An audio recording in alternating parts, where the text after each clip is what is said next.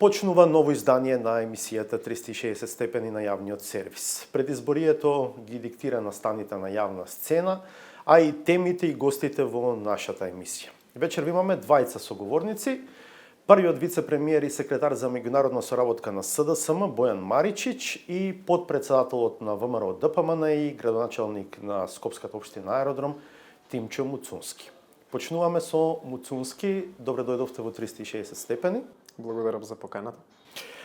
Зад нас е викенд во кој што беа потврдени кандидатурите на Гордана Силјановска-Давкова и на Стево Пендаровски и на партиски настани, партиски конвенции со собирање подписи. И двете партии покажавте дека имате доволна потентност, дека структурата може на повик да излезе и да се подпише за тој за кој што ќе добие сигнал, но токму на тој аспект реагираше една друга кандидатка, Билјана Ванковска Цветковска, вели целта не ги оправдува средствата, а начинот на собирање подписи за неколку часа, нели, со тоа се пофалија и двете страни, е подбивање со партиципативна демократија. Вели таа. Што велите вие за тоа? Па, веројатно, професорката Ванковска има некое чудно поимање на тоа што значи партиципативна демократија. Јас мислам дека процесот на собирање на граѓански подписи даде еден дополнителен легитимитет за кандидатот на ВМРО ДПМН. Неспорно е дека суверенитетот кој што го имаат и пратениците извира од граѓаните, но можноста на поголема група на граѓани да изразат своја поддршка и не би рекол дека тоа било само поврзано со одредена мобилизација која што ја направи ВМРО ДПМН. Јас начинот на подпишување на подписи, например, во текот на вчерашниот ден во Аеродром сретнав многу луѓе кои што не се членови на нашата партија, туку видоа една можност да изразат уште сега поддршка за Гордана Силјановска-Давкова како кандидат на ВМРО ДПМН, како кандидат кој што очекуваат да донесе промени. И во таа смисла сметам дека токму таа можност ги зацврстува демократските вредности во нашето општество, а не обратно. Така да сметам дека треба малку професорката можеби и да добие совет од професорката Силјановска за што тоа значи партиципативна демократија. Кога веќе спомнувате професорката Силјановска, препознавате ли можеби во оваа реакција на другата професорка Ванковска алузија на порака до Силјановска, бидејќи Силјановска често сака да зборува за тоа дека далеку сме од нивото на партиципативна политичка култура. Препознавате можеби таква алузија дека тоа беше едно пецкање и на Силјановска? Политичката партија Левица во континуитет од моментот на нејзино постоење е опозиција на ВМРО ДПМН.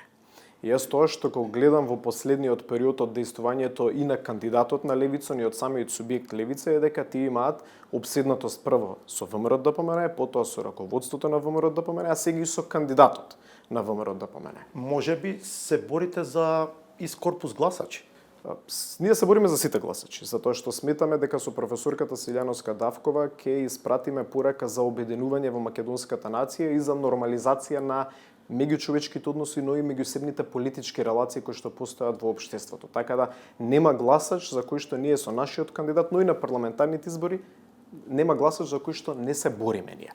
Но мислам дека обседнатоста со ВМРО ДПМН и со кандидатите на ВМРО ДПМН говори за која функција Левица ја има на овие парламентарни и претседателски избори, но на крајот на денот во зрела демократија, како што спомна и неколку пати ќе ја цитирам професорката Силјановска, во демократија која што сакаме да стане скандинавска демократија, дозволено и такви средства да се користат и верувам јас на крај дека и на претседателските и на парламентарните избори ќе победи најдобриот и најсериозниот кандидат.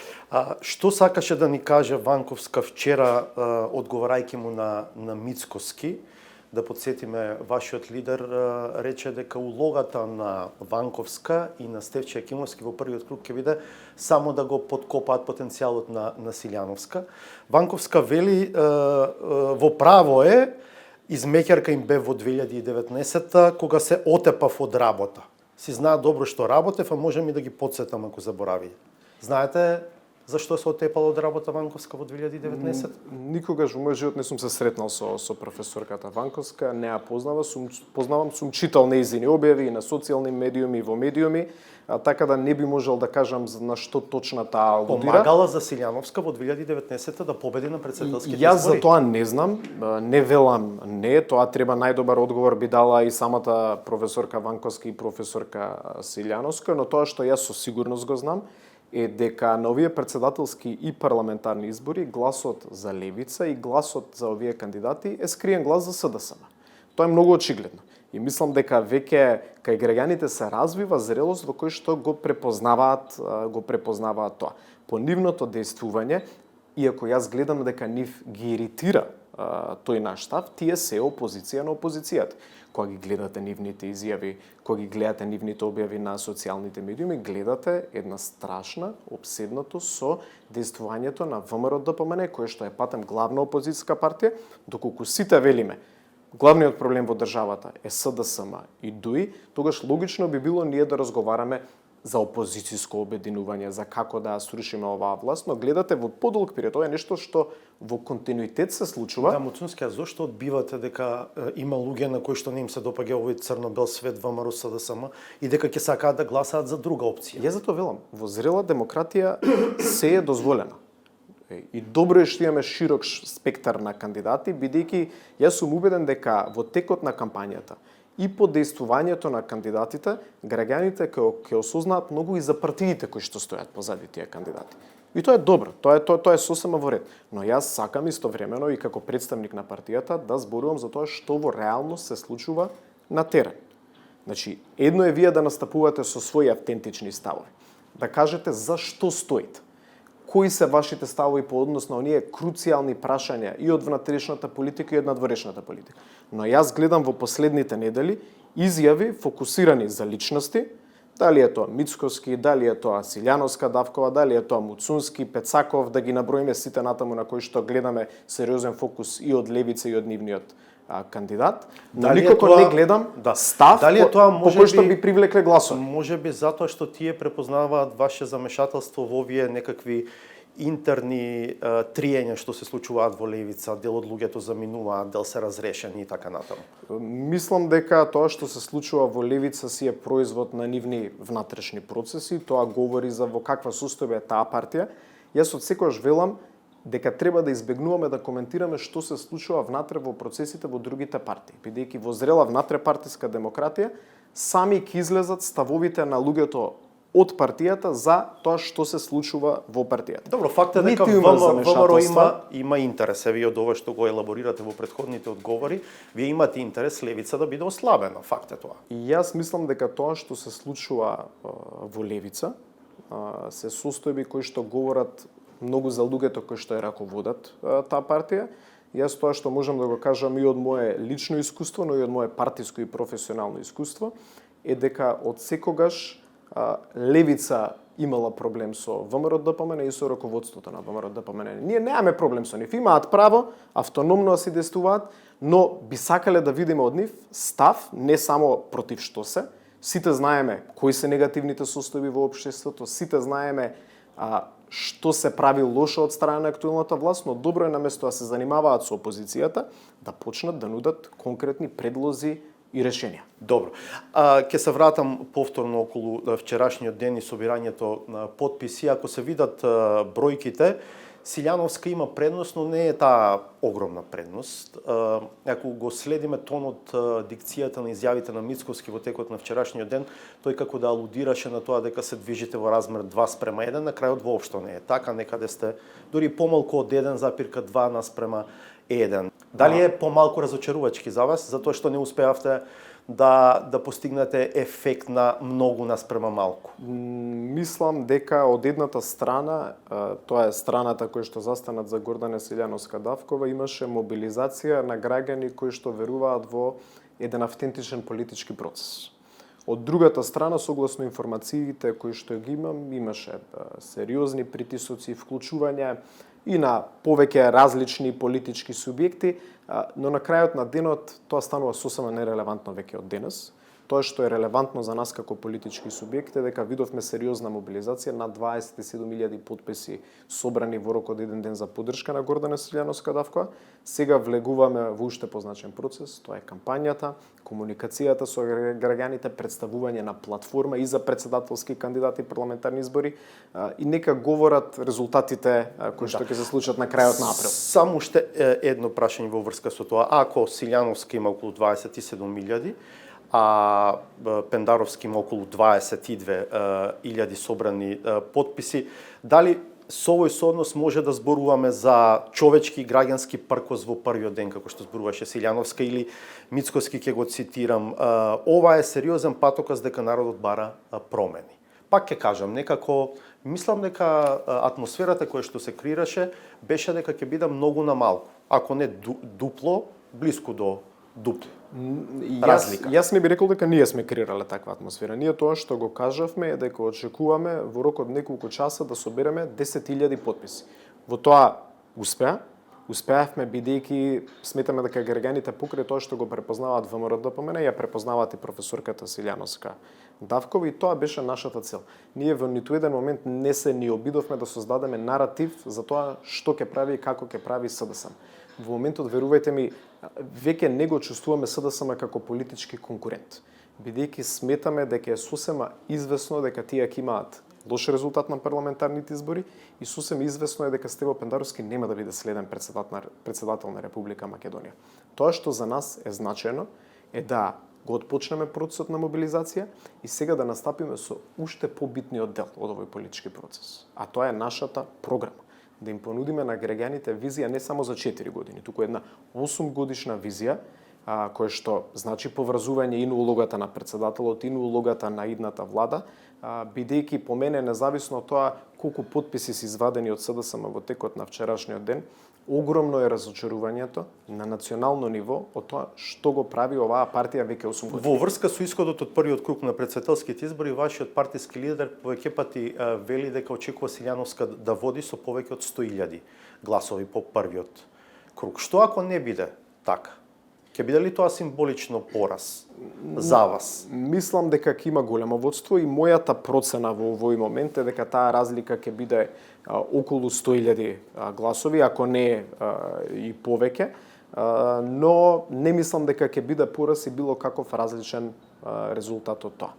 Но реалноста пораз не може да биде фактички морален, символичен. На тоа имплицирате, да, символичен. Морален, не мислам дека такво нешто би се случило, но најсилната слика граѓаните ќе ја добијат во следните месец дена. За какви кандидати се работи, сметам дека Пендаровски и Силјановска-Давкова се антиподи, значи многу различни кандидати.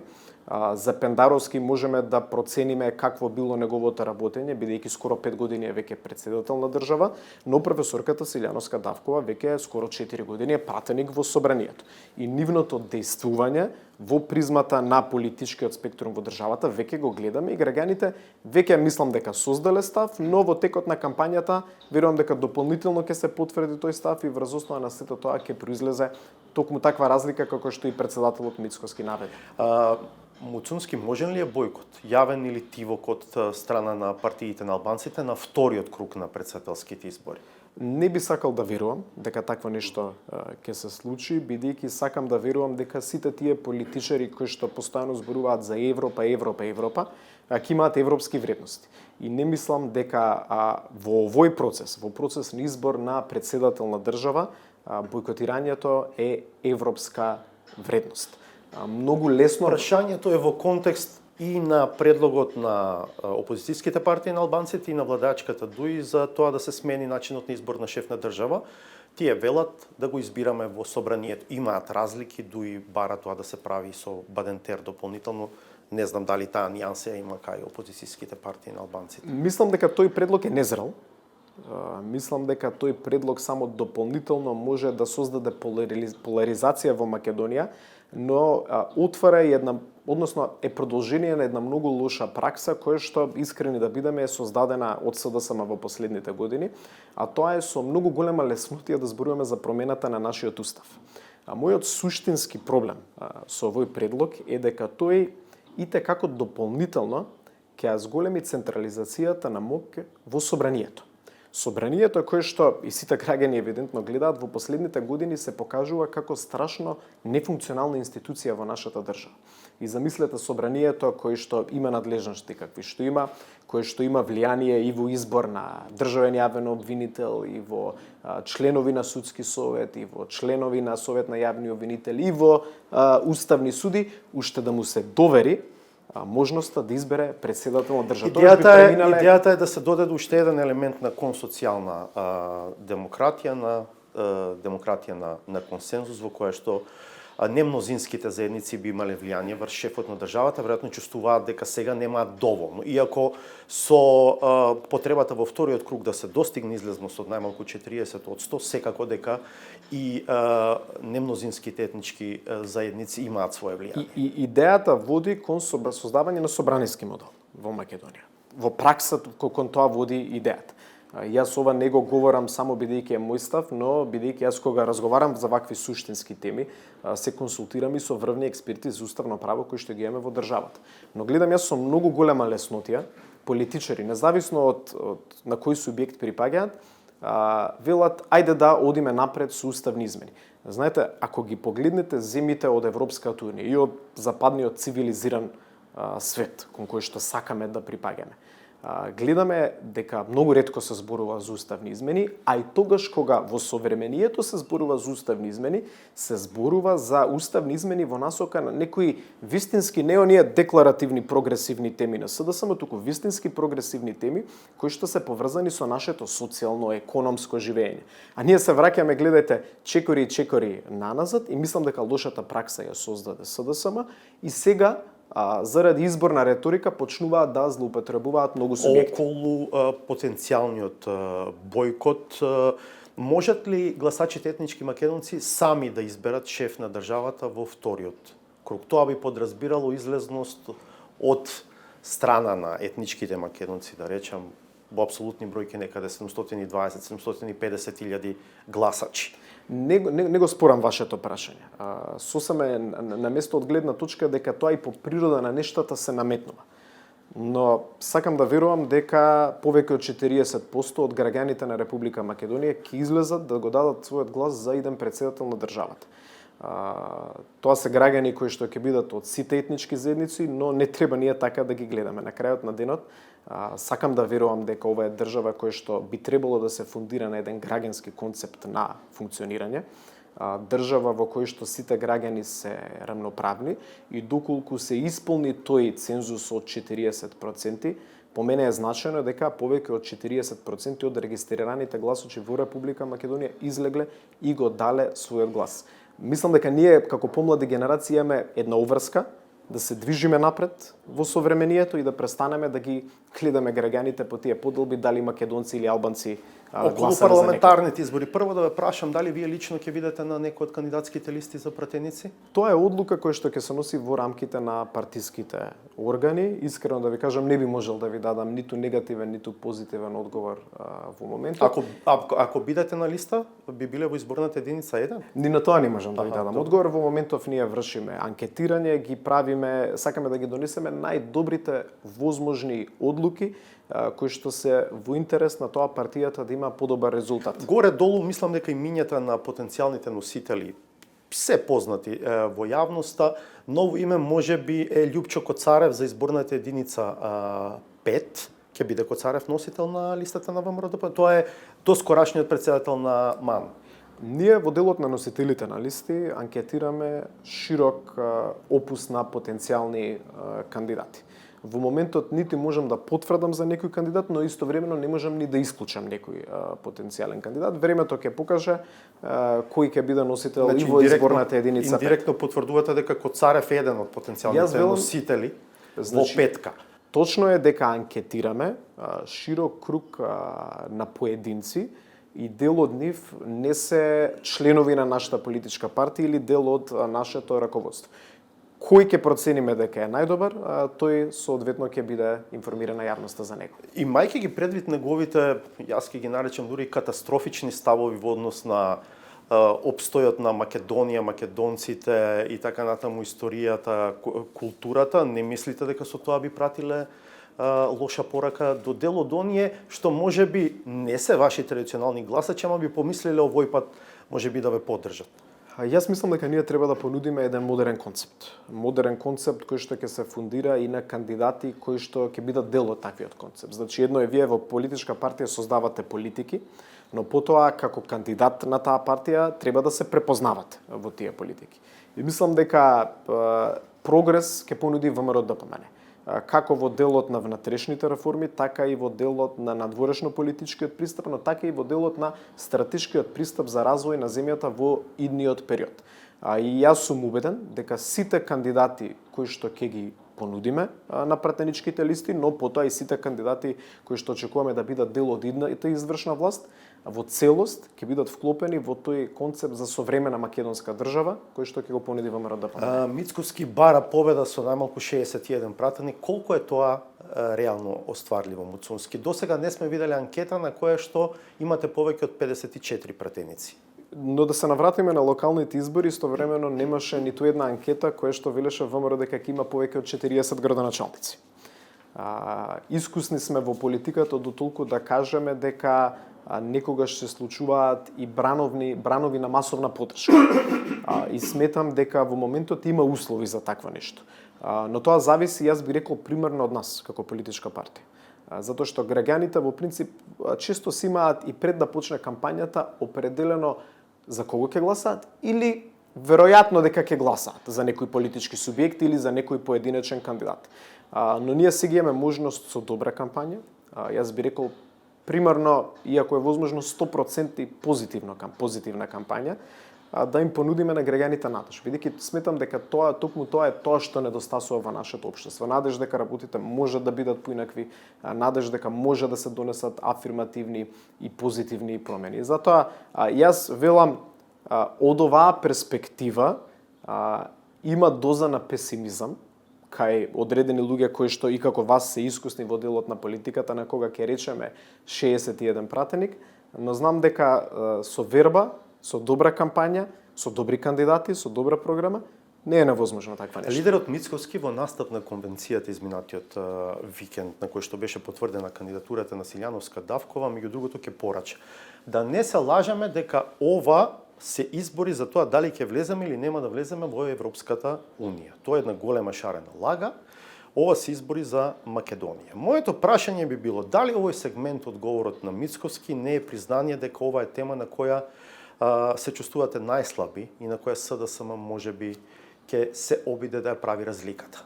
Ова е тема на која што, напротив, не да не се чувствуваме слаби, туку сметам дека имаме многу добри аргументи и многу концизен план за како Македонија да движиме напред по европскиот пат, но да, е тема, се согласувам со вас, која што е длабоко поврзана со наративот на СДСМ. Односно, наративот на СДСМ и дуи дека има дихтомија во македонската политика, дека има еден дел, тие се тој дел кој што е дел е група кој што води напред кон Европската Унија, а другиот дел сме ние кој што е ретрограден, бидејќи нели они се прогресивните, па антиподот на тоа е ретроградните, ние сме ретроградните, кои што биле за Русија и некои движења кон истокот. Да, тоа е дел од таа реторика кој што тие сакаат да создадат, но мислам дека граѓаните имаат голема свест да го препознаат тоа. Дека не е така, дека е апсолутна невистина. Тоа што претседателот Мицковски сакаше да го каже е дека, јас се согласувам, е лага, дезинформација, шпекулација, лажна вест дека Македонија може до 2028, па дури и до 2030 година да стане полноправна членка на Европската Унија. Јас би сакал ова што го говорам да не е така, но тоа е реалноста и тоа е реалност која што е базирана врз основа и на информации кои што ги имаме, но и на наш капацитет да процениме каков ќе движи процесот за интеграција на земјите од Западниот Балкан во Европската Унија и невозможно е земјите од Западниот Балкан да се интегрираат во Европската Унија како полноправни членки до 2030 година. Тоа е факт. Добро, јас едно друго прашање сакам да ви поставам. Тој настап на Мицковски изобилуваше со пораки ние сме за ЕУ, но нашата кандидатка е про ЕУ, но. И сега тоа но не подсетува на времето до 2016-2017, кога беше една друга елита на ВМРО ДПМН е на власт. До душа дел и од сегашните членови на раководството беа дел од тој тим, кога бидејќи имавме слични, да речем, предизвици, го повторуваше тоа. Ние не сме против ЕУ, меѓутоа де факто ништо не се случи за да напредуваме на тој пат. Факт е дека првата следна пречка се уставните промени. Го составивте ли планот, ќе го видиме ли и може ли тој да се случи да заврши како фамозната страница 146, се сеќавам уште од тогаш на ВМРО ДПМН. Секогаш кога ќе прашавме што се случува со прашањето за името, велеа видете на страна 146 во програмата. Кај СДСМ и ДУИ го нема нели тоа, но истовремено не гледам никаков напредок на патот кон Европската унија. Македонија се уште денес ги нема отпочнато пристапните преговори. Тоа е ноторен факт. Македонија оваа година, според мене, го доби најлошиот извештај од моментот кога Европската унија прави извештај за напредокот на Македонија. Ги отвори. Формално ги отвори пристапните преговори, бидејќи тие почнуваат со скрин. Македонија не преговара со Европската унија. Не може да отвора поглави. Да. Македонија, де факто, па и де јуре, не само де факто, не преговара со Европската унија по однос на поглавието, тоа што е наша стратешка цел. Но истовремено Македонија има направено многу сериозни отстапки спрема своите соседи. Македонија води попуслива надворешна политика, која што, иако го нема тоа, но не постигнува никакви резултати. А тоа како Европската унија не оценува внатре, ќе повторам, да не биде само мојот субјективен став, следете го извештајот на Европската унија и следете ги изјавите кои што ги даваат амбасадорите на земјите членки на Европската унија во Република Македонија. По однос на нашиот став. Да. По однос на нашиот став. Прво, ВМРО ДПМН има понудено, е проактивно во овој процес. Ние имаме понудено, јас тоа често го нагласувам, повеќе решенија. И ние се уште стоиме позади сите тие возможни решенија. Првото решение е хрватскиот модел. Второто решение е одложната примена. Третото решение вклучува сет на работи кои што би очекувале и од Европската унија и од Република Бугарија, за да можеме да се движиме напред кон тој процес.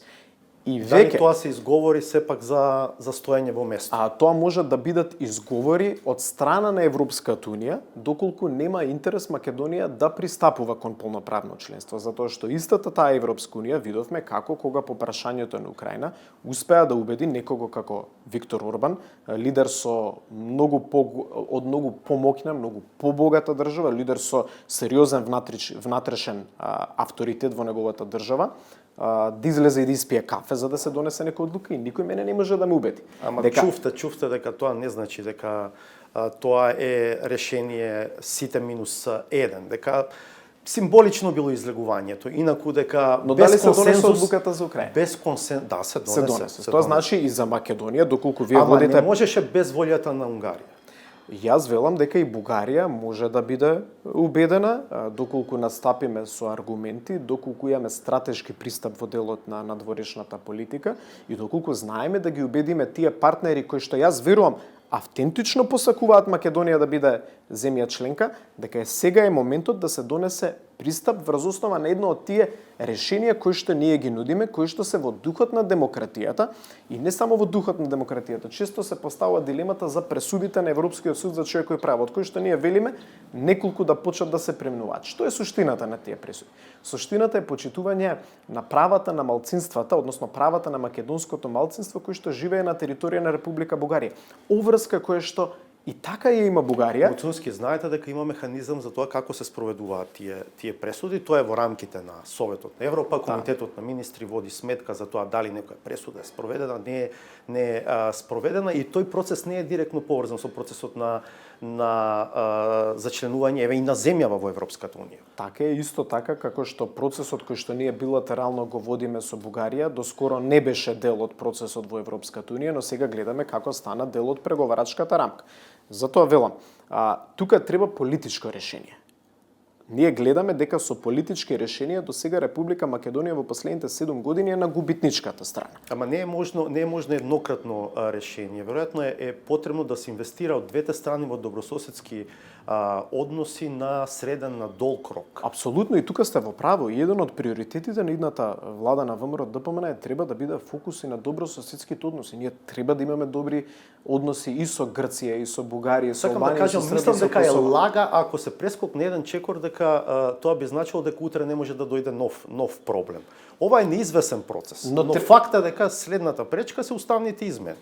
Истовремено сметам дека Република Македонија, граѓаните на Македонија, македонските национални малцинства кои што живеат надвор од територијата на нашата држава ја заслужуваат нашата поддршка и сметам дека можеме да го искористиме овој специфичен геополитички момент кој што може да ни оди во полза за конечно и во делот на надворешната политика Македонија да не биде само губитник, туку да биде победник. Како одговарате на критиките за тоа дека од партија која што велеше ќе го вратиме старото уставно име, сега сте партија која што прави се за да го забрза и олесни процесот на замена на личните документи со новото уставно име Република Северна Македонија? Одговарам дека сме партија која што работи во интерес на граѓаните и гледаме ние дека нашите граѓани во моментот се соочуваат со сериозни предизвици кои што се резултат на лошо антиципирање на обврските кои што оваа влада самата таа ги има превземено пред повеќе години и колку што е тоа вина на претходното раководство на Министерството за внатрешни работи, јас би рекол дека е еднаква вина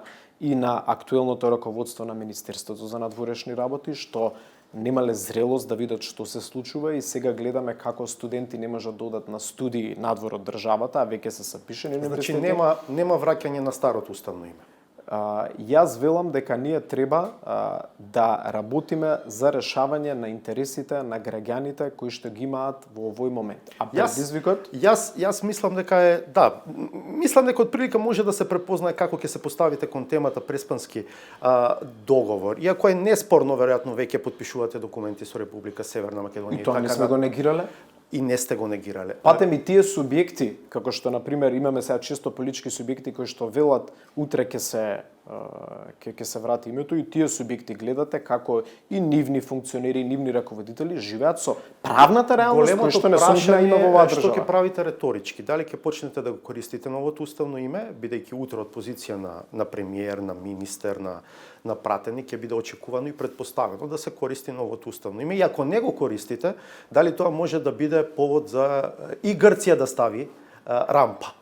Јас искрено да ви кажам, сметам дека Грција треба да остане како и што е долги години стратешки партнер на нашата држава од регионот. Дури и во моменти кога не бил решен проблемот со името, надворешната трговска релација со Грција била сосема добра и значајна и за нашата економија и за грчката економија. И сметам дека Грција е еден од тие соседи со кои што ќе мораме во иднина да соработуваме, не само заради географската близина, туку и заради меѓусебната економска, научна и културна соработка. По однос на тоа кој име ќе се користи, за мене лично нема никаков сомнеш дека во колоквијална употреба.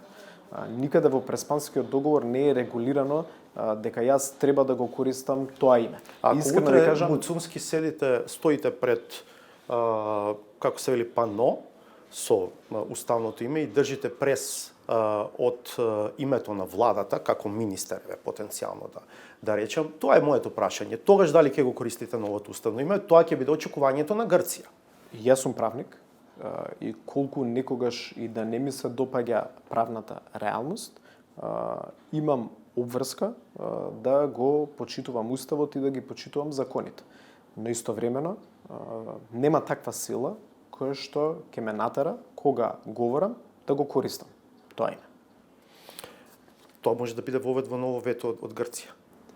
Мислам дека ако водиме проактивна и добра дипломатија и ако одиме и кон строго почитување на тие обврски кои што патем, да бидеме искрени, Грција не ги почитува, мислам дека македонската надворешна политика може да се движи во посакувана динамика, посакувана во интерес на остварување на желбите и аспирациите на нашите граѓани. Мораме да привршуваме, штета, имам уште неколку интересни прашања, но еве ќе се обидам за крај да ги сублимирам во едно или две дополнително. За поизбори, велите дека како партнер ја преферирате коалицијата на опозицијските албански партии, но кога правите такви анализи, дали ја земате предвид дивергентноста на таа структура? Таму нема еден лидер, има повеќе лидери.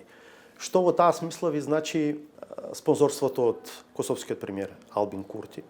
И да речеме, што мислите за тоа дека еве Билелка сами вели дека треба да се интонира албанската химна во училиштата во општини со доминантно албанско население, како што се интонира македонската, вели тој, во општините со доминантно македонско население, општина Аеродром е една од тие каде што се интонира химната. Повеќе прашања ќе се обидам на кратко, ако можам да ги одговорам сите, ако некој не одговорам ќе ме потсетите.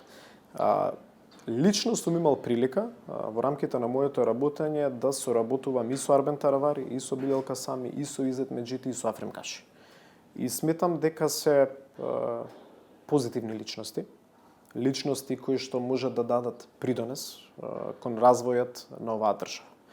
И затоа сметам дека независно од тоа што тој не е субјект, но таа коалиција има повеќе субјекти со повеќе лидери, сметам дека со нив може да се соработува и да се соработува врз основа на политики, на тоа како да го направиме животот и на тетовчани, и на гостиварчани, и на аеродромци, и на жителите на Битола, на битолчани подобар и поубав. Така да, се согласувам, можеби не е лесно да имате од друга страна коалиција со повеќе лидери, тоа е предизвик, но ако крајната цел е да имаме влада која што ќе носи позитивни промени и влада во која што ќе искоренува корупција, тогаш вреди и со тој предизвик кога ќе биде потребно заеднички да се справуваат. Така да некогаш и да имате еден лидер од другата страна, ако барањата на тој лидер се непринципиелни и не се во насока на реформи и развој, како што е ситуацијата со актуелната владеачка партија од албанскиот политички блок, тогаш тоа е уште потешко отколку да соработувате со 4 лидери. Но да, факт е дека тоа е една тема која што секогаш ја имаме во предвид. Стабилноста на владата е во прашање. Тоа е прашањето. Стабилноста на владата, да, легитимно е дека е тема која што ќе се отвори, но пак ќе кажам, ако имате вие владина програма и ако имате принципи по кои што ќе се водите во реализацијата на таа владина програма, да, ќе има несогласување во секоја институција, во секоја, независно од тоа дали е или приватен или јавен сектор, има несогласување, има работи кои што треба да се решаваат. Но ако целта е иста и заедничка, тогаш велам дека може да биде развојот добар. За Курти? Мене, ако ме прашате лично дали ми се допаѓа тоа што лидер на друга држава се вмешува во внатрешните политички процеси, може би требало да ви одговорам негативно, но истовремено јас морам друго нешто да кажам. ВМРО-ДПМН кога настапува во кампања, бараме поддршка од страна на наши сестрински партии. И често се случува премиер на друга држава да излезе да даде поддршка за ВМРО-ДПМН. Знаете на ветевен досие која има сестринска партија во Македонија? Знам дека наводно е тоа СДСМ, иако гледам таму има некои чудни релации, пак ќе кажам, не сакам да навлезам во тоа, но јас лично гледам како председатели на партии кои што си премиери на други држави даваат поддршка за ВМРО-ДПМН. Ако ме прашате за ставовите на господинот Курти во делот и на внатрешната и на дворешната политика, ќе ви кажам дека за повеќе теми не се согласувам со господинот Курти отколку што се согласувам, но тоа е нешто кое што ќе го ценат граѓаните кои што ќе одлучат дали да гласаат за таа партија или за друга партија. Ако може да ја ослабедуи, може и да се замижи пред тоа. Не велам замижување, давам легитимна на критика, велам да, не ми се допаѓа тоа, но сметам дека во демократијата легитимно средство, ако побарате поддршка од некого, патем би бил лицемерен ако ви кажам тоа не е така, кога утре очекуваме поддршка и од нашата сестринска партија ХДЗ, која што е предводена од премиер на друга држава. И уште само за химната да ми одговорите, уште само за химната. Во Македонија има една химна. Тоа е националната химна. Тоа е химната која што се пее во училиштата во Аеродром и треба да се пее во сите други училишта по мое гледиште на територија на Република Македонија. И сметам дека тоа е една несоодветна политичка изјава. Не знам до кој степен се подготвени додат во примената на таквото нешто, бидејќи ова е Република Македонија. Во Република Албанија имаат полно право да се да се свири и да се пее таа химна, но во Македонија несомнено единствено македонската химна може да се пее, бидејќи химната е едно од тие обележја на македонската држава. Благодарам за овој разговор. Благодарам. Ние продолжуваме понатаму. Емисијата ја продолжуваме со разговор со вториот најавен гостин, Бојан Маричич, прв вице-премиер во владата и секретар за меѓународна соработка на СДСМ. Благодарам што ја прифативте поканата. Пред сите теми сакам да ве прашам, вчера и денеска сте актуелен со појавувањето со службен автомобил пред подрачната канцеларија на ДИК во Карпош за да се потпишете за Стево Пендаровски, што би требало да биде приватен или партиски чин, а вие доаѓате со службена владина кола со возач кој што е веројатно од владината служба. Зошто го направивте тоа? Прво, како прв вице-премиер сум во оној круг на функционери кои што има 24 часовно обезбедување и 24 часовно службено возило, и тоа е и уредено и според закон и според владината уредба за обезбедување на личности и објекти. Така што многу често и не е мој избор кога и каде се движам со обезбедување и со службено возило. Вчера во текот на денот за нас не постојат работни и неработни денови. Гледам дека опозицијата на тоа цели дека било недела неработен ден. Јас имав серија на службени состаноци и попатно го направив и ова. Нормално не е ништо ниту противзаконски, ниту никаква злоупотреба, но прифаќам дека и гледам што помалку во услови кога нема потреба да не го користам. Велите, првиот вице-премиер по уредбата има право на 24 часа? 24 часовно обезбедување и службено возило. Тоа Артан Груби си го има направено за себе? Не. Значи сите заменици председатели на владата имаат. Сите, не е само првиот вице-премиер. Сите. Така што не е персонално решението, правено е системски. Кога велите вчера сте имали повеќе состаноци, вчера имавте многу партиски настани. Фактот дека во Кавадарци имавте марш, имавте овде потпишување, собирање потписи за Пендаровски, имавте вечерта конгрес. Конгрес, да. Повраќањето од Кавадарци, каде што не бев со службено возило, имав неколку состаноци на работа, имав ова потпишување и потоа продолжив понатаму, на конгресот дојдов со моето приватно возило. Оправдано е според вас да имате 24 часа на располагање владин автомобил и возач? Тоа е правено согласно правилата за обезбедување, предложени од стручните лица, и верувајте, за нас е многу често и товар сето тоа, но правилата налагаат така затоа што безбедноста на тие лица и на функциите што ги извршуваат е важна. Јас често имам и коментари од луѓето што ме обезбедуваат кога во приватно време одам сам со приватна кола да пазарам на едно или друго место, дека и тогаш треба да ги викам. Јас не го правам тоа, а во партиски услови, односно за партиски настани, пак никогаш. Секогаш се грижам да имаме или да користам или партиска кола или изнамена кола. Вчера и завчера беа денови во кои што беа потврдени кандидатурите на Пендаровски и на Силјановска-Давкова за трката за шеф на државата. Имаше партиски настани, се собира и потписи, двете партии покажавте дека имате доволно сила да извадите доволно за да оставите јавен впечаток за тоа дека сте организирани структури, но токму на тоа реагираше Билјана Ванковска-Цветковска, кандидатката на левица на овие избори. Ова прашање му го поставив и на Муцунски, ќе ви го поставам и вам. Вели, целта не ги оправдува средствата, а начинот на собирање потписи за неколку часа, така нели се пофаливте, е подбивање со партиципативна демократија, вели таа. Што би бил вашиот коментар на ова? Јас сум сигурен кога левица би можела да собере потписи за неколку часа, би ги собрала и воопшто не би го отварала ова прашање на овој начин.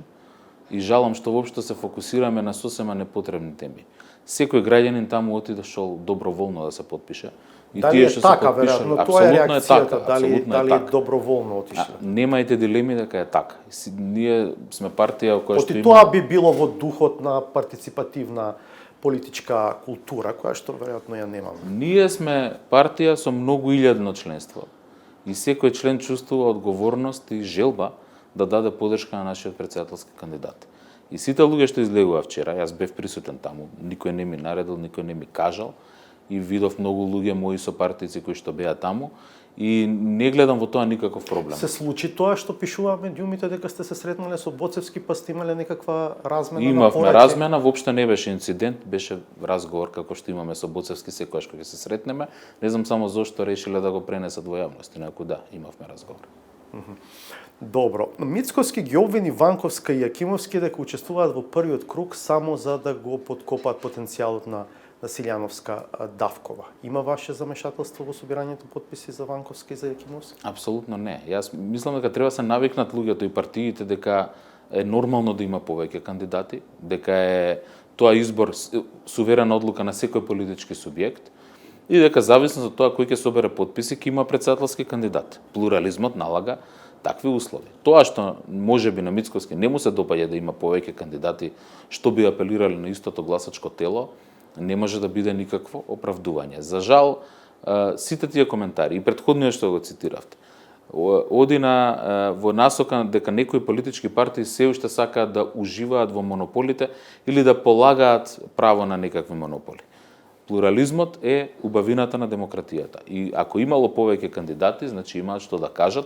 На крај крајава легитимно е секој кандидат да се измери на изборите и се додека живееме и работиме во демократски систем, тоа е нормално. Стратешката одлука знаете, или пак зашто не се обидува да направат коалиција, ВМРО, ДПМН и Левица да имаат заеднички кандидат. Можеби тоа ќе беше по-легитимно и по-ферски, доколку му пречат на Мицковски. Тезата на ВМРО, ДПМН, Муцунски, тоа го зборуваше претходно во интервјуто, е дека зад Левица, која што практично делува како опозиција на опозицијата, стоите вие. Тие велат секој глас за Левица е индиректно глас за СДСМ. Не, јас мислам дека ВМРО, ДПМН и Левица има иста агенда во изминативе 4 години минимума и претходно. Така што знаете дека заедно се обидуваат да се рушат владата со подписи. И не знам сега како одеднаш Левица испаѓа дека работи за СДСМ. ВМРО, ДПМН и Левица се две страни на еден ист медал и всушност јас не гледам никаква разлика во ставовите меѓу нив.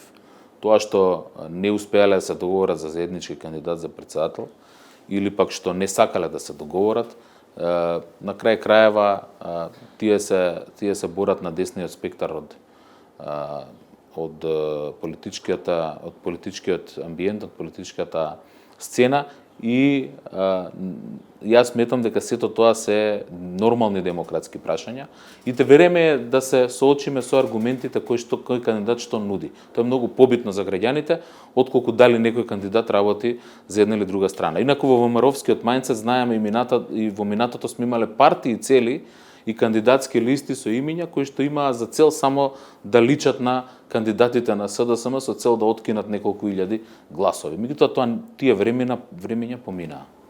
Да, добро, листите не се составени. Треба да видиме и нови избори како ќе биде. Дали ве фрустрира тоа што од позиција на власт вчера сепак ВМРО, ДПМН, односно Силјановски успеа да собере повеќе потписи од Стево Пендаровски?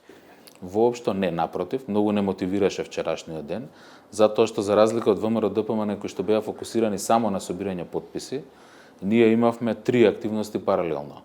Собиравме потписи за нашиот кандидат Пендаровски, успеавме во неколку часа да собереме 22.000 потписи. Во исто време организиравме настан од преку 6.000 присутни во Кавадарци, 8-мартовски марш на форумот на жени, а вечерта имавме и конгрес кој што имаше околу 1000 присутни, значи над 700 делегати и плюс присутни вкупно околу 1000 луѓе. И тоа покаже една организацијска супериорност на СДСМ во однос на било која друга партија, бидејќи знаеме дека ВМРО, ДПМН правеше конгрес во различни денови, настани во различни денови, вчера беа фокусирани само на подписите, со оглед на тоа дека ние правевме 3 масовни настани или процеси во исти ден. Јас сум презадоволен и се треба да бидеме презадоволни.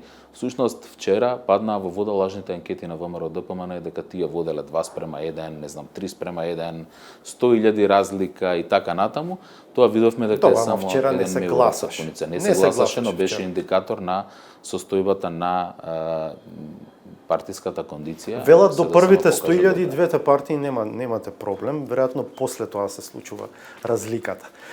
Добро, околу кандидатурата на Пендаровски се споменува и други имиња, само кратко зошто повторно Пендаровски? Затоа што го врати кредибилитетот и сериозноста на функцијата претседател на државата и затоа што имаше правилен курс, немаше ниту една дамка во својот 5-годишен мандат, ниту една афера и сигурни сме дека државата ќе ја води во вистински правец.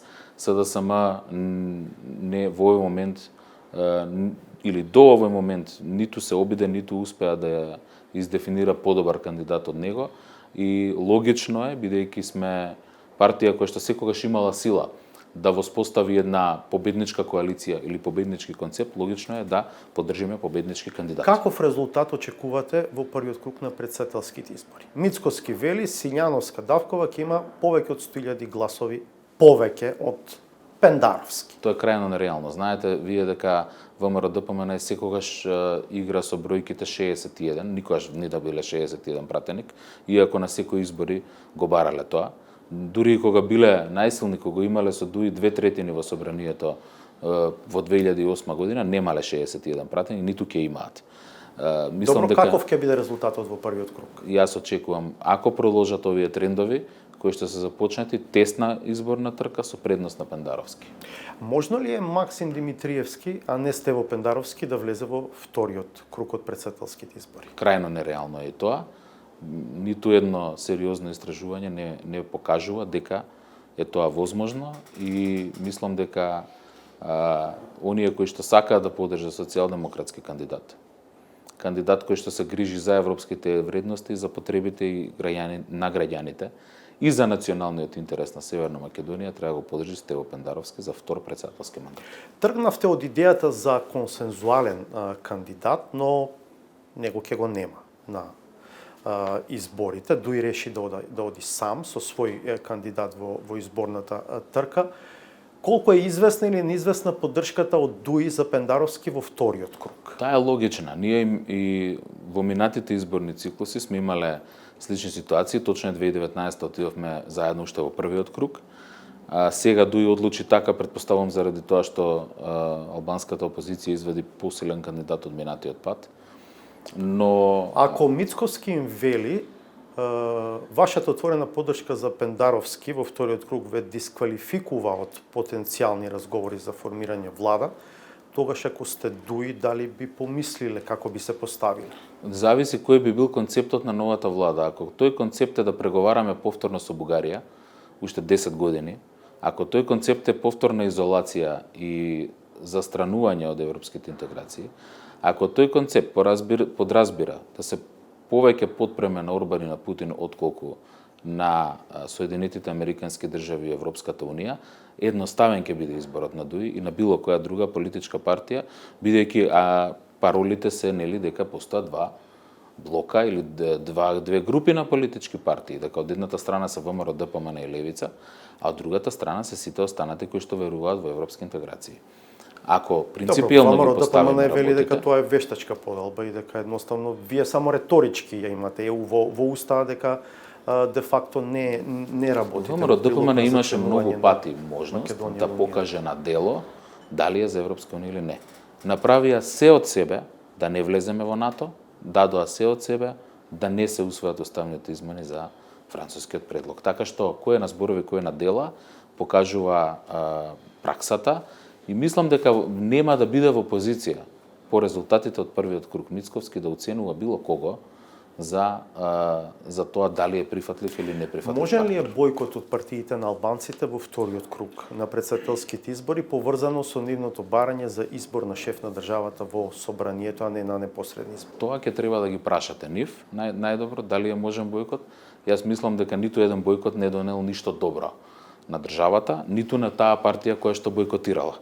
Сме имале разни искуства во минатото и ние како СДСМ, не постои партија која што добила нешто со бојкот на изборите. Изборот на претседател на државата не е техничко прашање.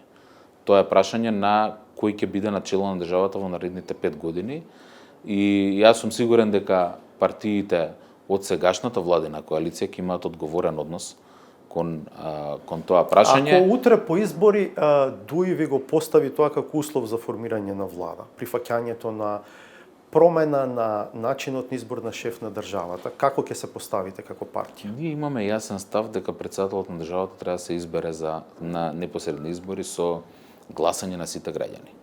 Во отварањето на уставните измени, нашиот став беше јасен дека треба да се фокусираме само на преамбулата во уставот.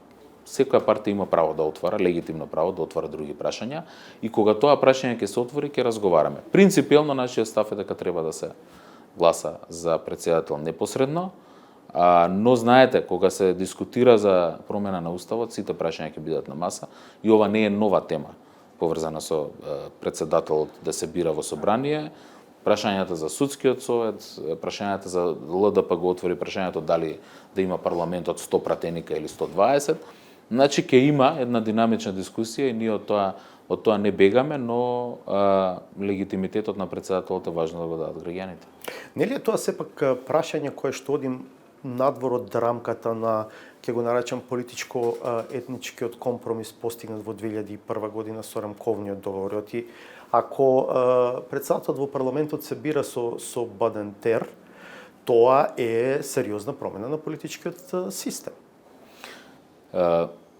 Охридскиот рамковен договор е темел на нашата мир и стабилност. Тој се наоѓа и во извршната наредба на председателот Бајден. Ако требало да предвиди промена на начинот на избор на председател, сигурно ќе предвидел. Тој точно предвиде каде треба Бадентер да се користи. Јас затоа велам, како СДСМ сме целосно растоварени од меѓуетничките прашања, бидејќи сме покажале на дело дека немаме проблем да поддржиме ниту председател на собрание албанец, ниту премиер албанец, ниту да кандидираме ние албанец за било која позиција, и за министерски функции, и за градоначалнички функции, и за пратенички функции. Така што за нас тоа не е прашање кое што ќе создаде било каков комплекс или било каков проблем, но концептот на рамковниот договор е важен и важно е да не бираме поединечно прашања кои што ни се допаѓаат или не ни се допаѓаат од него.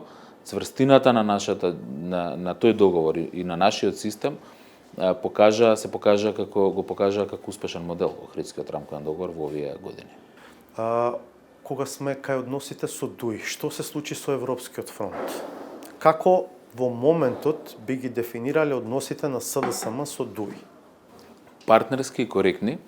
Не мислам дека било што се случило негативно со Европскиот фронт, ние сме во комуникација. Знаете дека од почеток имаше опција да одиме во една колона, значи на исти заеднички кандидатски листи, или во две колони, или во повеќе листи. Дали е дефинитивно дека ќе одите не е на дефинитивно, се уште не сме донеле ниту ние одлука, а не сум слушнал дека и во ДУИ е донесена одлуката. Правиме анализи заедно, разговараме и мислам дека во наредниот период, додека се роковите, ќе го утврдиме тоа.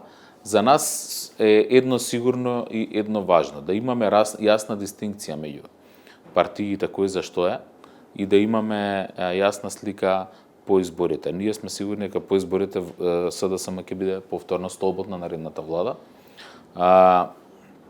Секоја партија има право да се постави на еден или друг начин, но секако и да се носи со последиците од својот став. Коректни и партнерски, велите ви, се Да. односите со ДУИ. Како во таа смисла лоцирате една од последните седници на влада на која што има информација дека министрите од ДУИ излегле, ја напуштиле сесијата во моментот кога на дневен ред биле предлог законите за стратешките инвестиции. Јавноста е запознаена со тоа прашање. На крај предлог законите завршија со подпис на Фатмир Битичи, а не со подпис на ресорниот министер Крешник Бектеши во собранието. Не, тие знаете дека беа испратени во собранието, па беа вратени за да се внесат некои измени поврзани со мислењето на Комисијата за заштита од конкуренција. Бектеши не криеше дека има забелешки барем за дел од предлог Затоа закон. велам, дел од работите, дел од тие забелешки беа внесени, никој не ја напуштил седницата, имавме една седница, заврши, почна друга седница, на таа седница доби овластување господинот вице-премиерот Битичи да ја води, со Кога мнозинство. ги утврдувавте предлог гласови законите, беа. министрите од ДУИ беа на сетницата. Јас колку што се сеќавам не беа присутни, меѓутоа не видов ниту пак сум слушнал дека демонстративно нешто напуштиле, не. Туку А чинот на отсуство не е демонстрација, видете, сепак тоа на несогласување. Имало многу ситуации каде што се случило да бидат да констелацијата биде таква да не присуствуваат министри од една или од друга партија.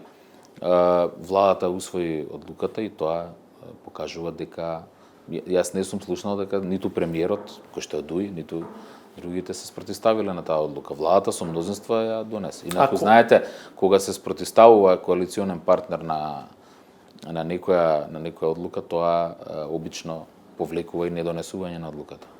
Околу потенцијалните носители велите дека се уште немате финални одлуки донесено за тоа дали со ДУИ би оделе на заеднички листи или би оделе вие сами со вашите традиционални коалициски партнери. Околу потенцијалните носители можно е лидерот Ковачевски да не биде носител во изборната единица 1. Се слушна дека може да оди во изборната единица 2 бидејќи потекнува од Куманово. Тој самиот кажа дека ќе биде носител во изборна единица 1, секако ќе биде носител на изборна единица, тоа не е спорно. Во моментот правиме и сондажи, меѓутоа и анализи како е најдобро да настапиме, доколку без разлика дали ќе настапуваме со нашата традиционална коалиција или проширена со други партии како ДУИ и останатите. Она што е сигурно е дека тој ќе биде носечката фигура на престојните избори и двоецот Ковачевски-Пендаровски ќе води кампањата. Не е исклучено дека Ковачевски може да биде носител во изборната единица 2? Јас реков, сигурен сум дека ќе биде носител на една од изборните единици. Тој најави дека ќе биде во еден. Ако партијата процени како и за секого дека е подобро да биде во некоја друга изборна единица, не гледам причина да не биде таму. Вие лично ќе бидете на листа? Мојата месна организација ме кандидираше за пратеник, јас ја прифатив кандидатурата и ја поднесов кандидатурата. Ке имаме простор да дискутираме во партијата, знаете дека е тоа процес. Јас штом сум ја прифатил и сум истакнал кандидатура, би сакал и секако ќе се залагам за тоа да дадам максимум на овие избори. Меѓутоа не сум апсолутно оптоварен. Битно е како концептуално ќе одлучиме кој од нас ќе биде на пратеничка листа, кој не. Јас минатиот пат не бев исто така. И така беше проценето и јас се согласив со тоа. Мене ми е важно мојот тим да успее и да победи, а јас ќе се вградам секако. Колку е известно дека поранешниот министер за здравство Венко Филипче ќе биде носител на листата во изборната единица 4? Венко Филипче е символ на справувањето со ковид кризата и знаеме дека беше херој на тој период и дека навистина многу направи за нас како држава, како влада, како партија и сме му многу благодарни за тоа. Тој е активен во партијата и присуствува и помага и работи, така што не би било изненадување ако се појави на било која точка во наредниот период и на тоа сите гледаме благонаклоно и позитивно.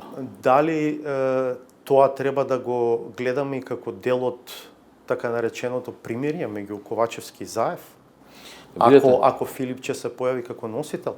Поранешниот претседател Заев повеќе пати јавно демонстрираше поддршка за Ковачевски и заеднички средби и присуство на настани и мислам дека сите поранешни лидери тоа треба да го следат како пример и неговото политичко наследство, но и сето она што го прави во овој период укажува на тоа дека дава целосна поддршка на партијата и мислам дека е добро да имаат комуникација. Јас сум сигурен дека односите Ковачевски Заев? Мислам дека се одлични, по она што јас го гледам и слушам, но знаете битно е не само Заев. Битно е и јас знам дека има Ковачевски комуникација и со речиси сите поранешни лидери. Знаеме дека и битно е да се вградат во овој процес на обединување пред изборите и не само пред изборите. И Заев, меѓутоа и Шекеринска, и Спасовски, и Бучковски, па и Црвенковски, сите кои што го гледаат СДСМ како свој политички дом.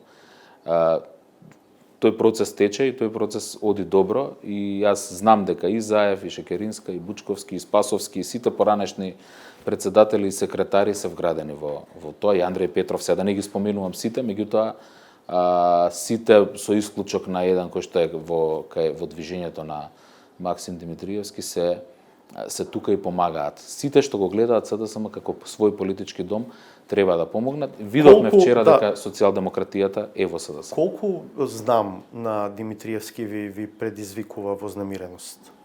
Не ни предизвикува вознемиреност затоа што се темели пред се на персонални разлики повеќе отколку на некои концептуални идеолошки разлики.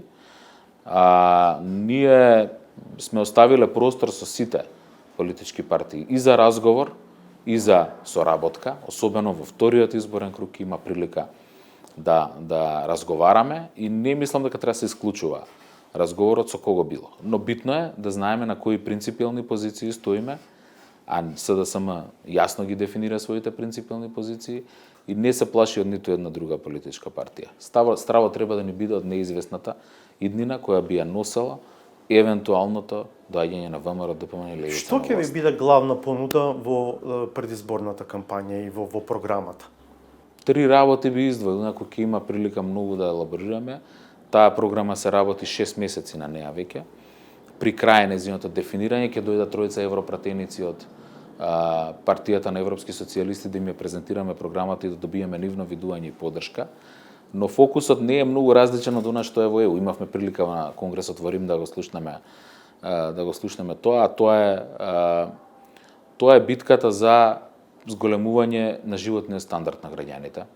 Повисоки плати, ако сме ветиле до крајот на овој мандат 600 евра просечна плата, а таа е веќе 700 евра, сигурно едно од клучните ветувања ќе биде барем 1000 евра просечна плата до крајот на новиот мандат до 28 година.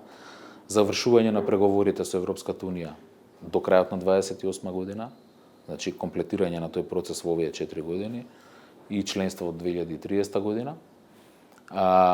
Секако вложување многу во инфраструктурата и во животната средина и во земјоделието. Тие сега издвојувам 3 работи. Владење на правото и борба против корупцијата ги нема. Неминовно ќе бидат. Тие не можеме никако да ги избегнеме и не сакаме да ги избегнеме. Ние знаете кај предложивме. Немате добри резултати во изминатиот мандат. Затоа се нарекува и борба.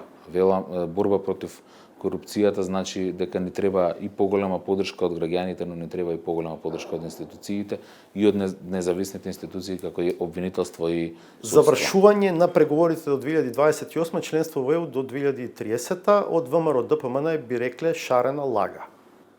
Шарена лага е дека можеме бескрајно да преговараме со Бугарија и да очекуваме подобри услови за нешто што веќе го имаме на маса, заштитен македонски јазик и идентитет.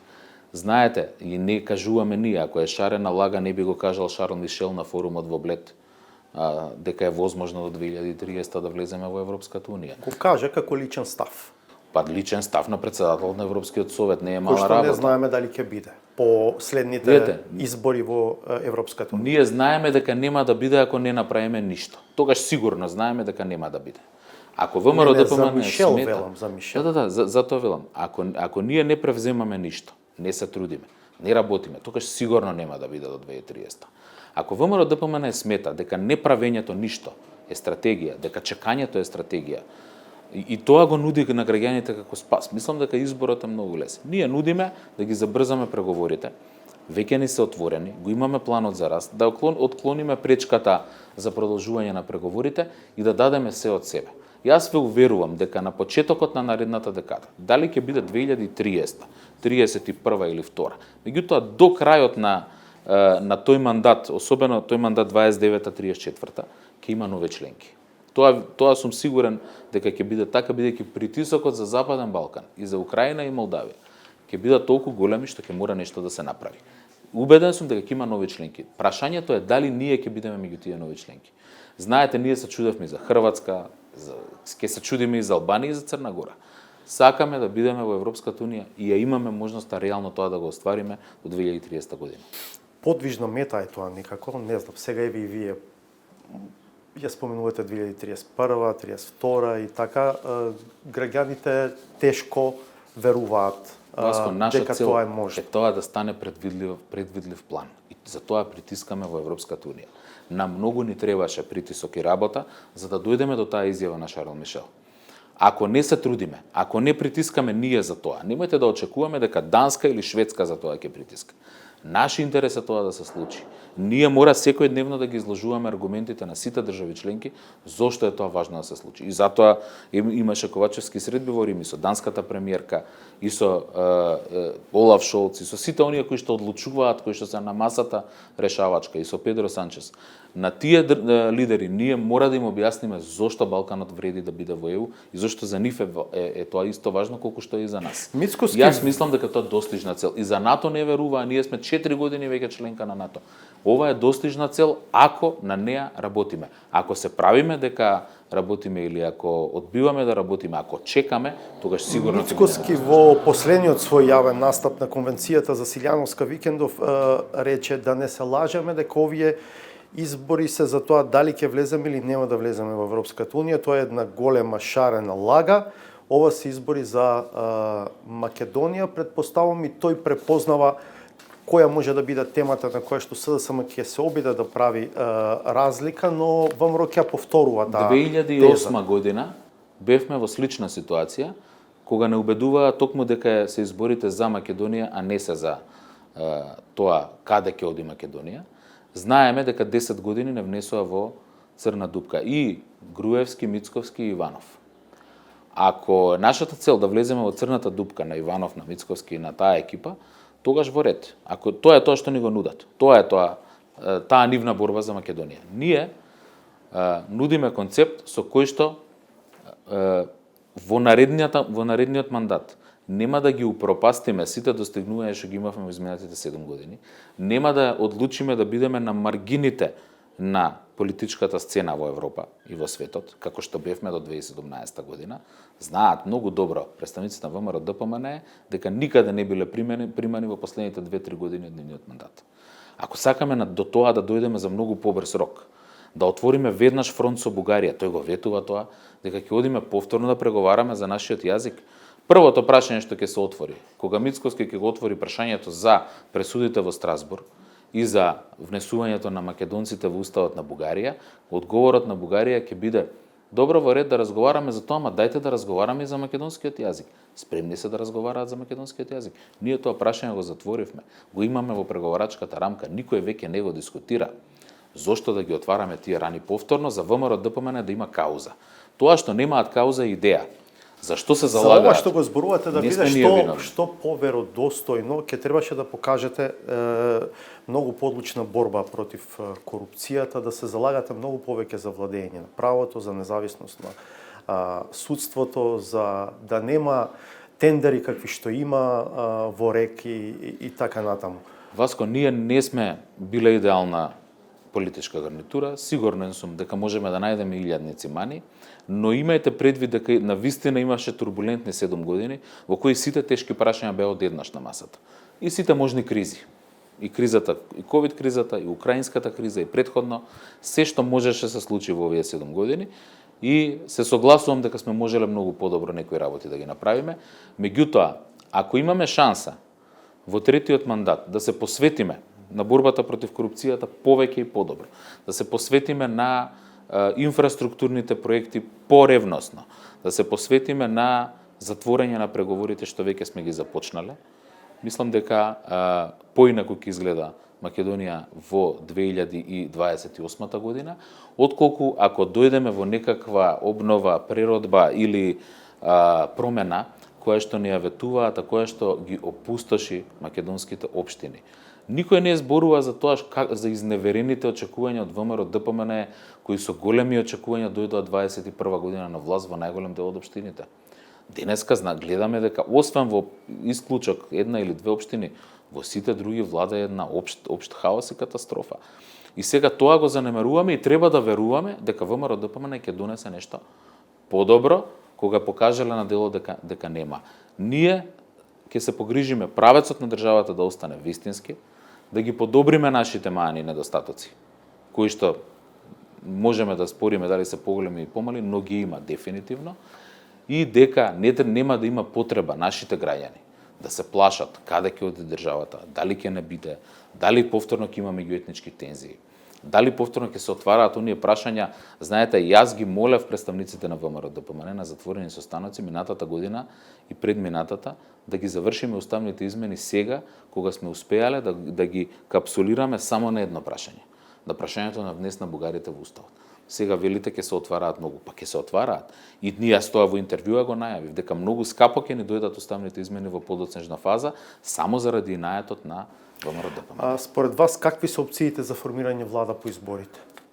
Секоја партија која што ќе се нафати на овој концепт кој што го кажувам, а тоа е продолжување на стратешкиот правец на државата, подобрување на перформансите за владење на право и борба против корупцијата, фокусот на граѓаните и на нивните проблеми, на растот на платите и на растот на стандардот, ќе може да седне да разговара со нас. Се чини дека ВМРО-ДПМН има разбирање кај опозицијските партии на албанците за нивниот став за тоа дека треба да се обидат да добијат нешто плюс во овој пакет за Европската унија. Тие партии кои што веруваат во тоа и го кажуваат тоа, слушнав дека господинот Касами го кажува тоа и некои други, ќе треба на своите гласачи да им објаснат зошто да веруваат во заблудите на ВМРО-ДПМН.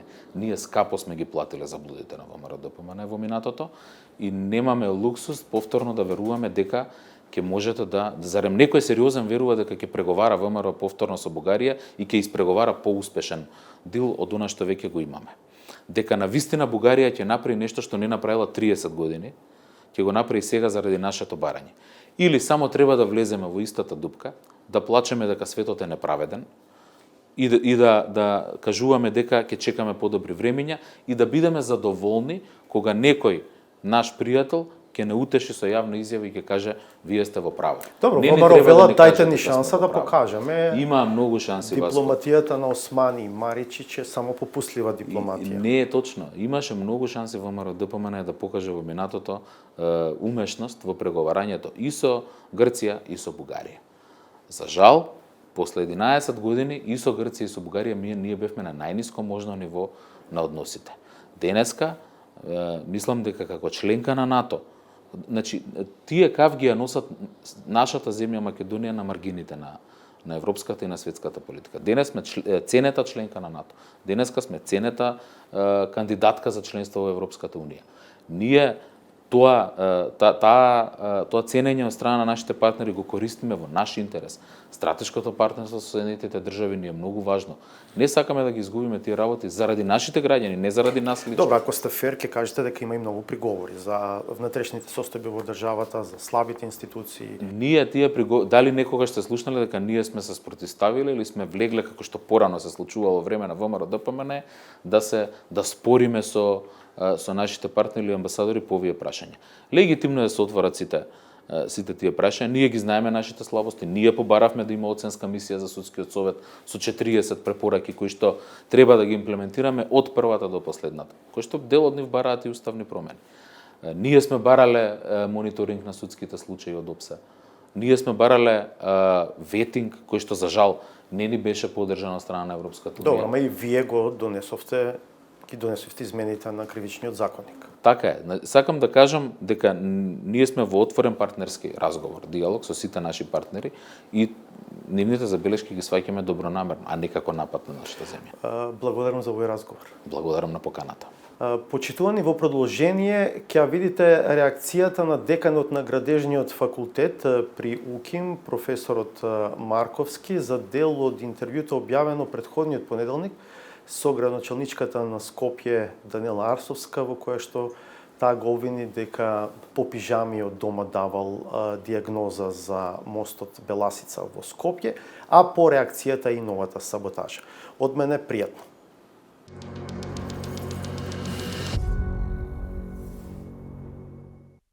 Обсесивното 10-месечно малициозно спомнување на моето име од страна на градоначалничката на град Скопје, неизоставно придружено со мојата полуинтимна ноќна облека, не може да биде оквалификувано само како таблоиден вокабулар или грешка во начинот на изразување, особено не како ненамерна. Очигледно во недостиг на вистински стручни аргументи од областа на мостовите, што од правник, односно економист по вокација е и за очекување. Станува збор за осмислен и според мене непримерен на функцијата која ја обавува обид за моја лична и професионална дисквалификација, омалуважување и навреда. Но со тоа господјата Арсовска, свесно или не, истовремено ги дискредитира и знаењето, инженерската струка, институцијата универзитетски професор и декан, како и градежниот факултет и Универзитетот Свети Кирил Методи во целина. Со оглед на тоа што се работи за високообразовни и научни институции кои, покрај другото, представуваат и столбови на нашата државност, секој обид за нивно урнисување, особено од страна на јавни личности, има опасни, долгорочни последици.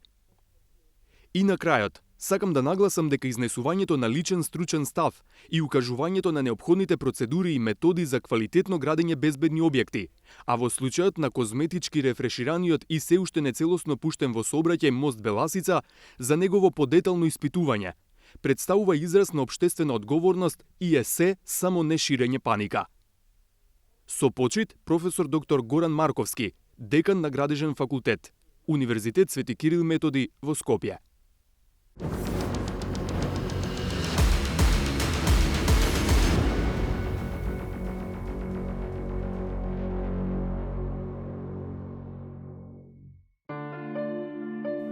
Сложената и неразбирлива програмско-политичка пресметка на економски теми. На крајот, пак се сведува на проста и јасна млечно-пекарска математика. Таа суштинска дебата ја детерминира цената на појадокот, која се разбира го вклучува и напитокот, без кој тој пар не би можело ни да се замисли да постои. Според просечната плата и пензија сме на дното, според степенот на мизерија сме исто така на врвот. И подсетиме дека четврт бурек со јогурт пред неколку години беше 50 денари, а сега е 120 денари. Наспроти машинците кои се занимаваат само со едноставни формули, економистите одат чекор понапред па прават паралели и ги пребројуваат количеството пари, неопходни за да се стаса до ориенталната пита од која секој утро се подлизнува најмалку по една капка на сечија брада. Кога советник во владата беше претседателот на ВМРО ДПМН Христијан Мицковски, минималната плата беше 8000 денари, или ако во бурек сакате да пресметате, во тоа време со една минимална плата можело да се купат 170 четвртини бурек, денес можат да се купат 270 четвртини бурек и тоа добар бурек во Мирела во Куманово. Лесно име на тие што се на минималец. Може да јадат по 8 бурека дневно. Да не си им во кожа на тие што заработуваат максимално. Срцето се кине кога тие ќе почнат да говорат за нивните маки и проблеми. Пријателите се смеат кога им кажувам дека ако еден месец не добијам плата, јас треба да се задолжам. Еве, го кажувам ова најискрено, дека еден месец да не ми стигне плата, јас морам да се задолжам за да преживам. Можеби затоа неговиот против кандидат предлага да се вратиме во периодот на урамниловка. Изгледа дека толку му било убаво во Југославија и во социјализмот, штом на секој интервју и на секој настап инсистира да се вратат тие времиња. Јас мислам дека најдоброто за Македонија би било устав од 1974 година. Со убава децентрализација, со функционирање на институции на системот. Значи имаме систем кој што функционираше и за мене би било идеално тоа ако можеме да го вратиме и да функционира повторно. Од партискиот систем во кој функционираше сметаат дека направиле добра проценка на неговиот политички карактер. Заложбите се едно, а вистинските намери нешто сосема друго. И формално и суштински. Знаеш како наликува ова? Да излезе, не знам сега, извини, можда и примерот не е достоен, ама папата да излезе во Балканот таму и да вели дека јас сум за будизам, ама ќе стојам, ќе продолжам да бидам папа. И на крајот, за еден татко на нацијата, чие споменување, а камоли влијание, веќе не предизвикува морници, туку идентитетска збрка. Да те прашам за факторот X, Груевски. Ја мислев за Твитер ме прашуваш. Илон Маск. Па добро. Фактор X. Да се нашалиме. На шала на смеа. Ете дотаму доаѓа секоја политичка икона на која веќе нема кој да и се крсти.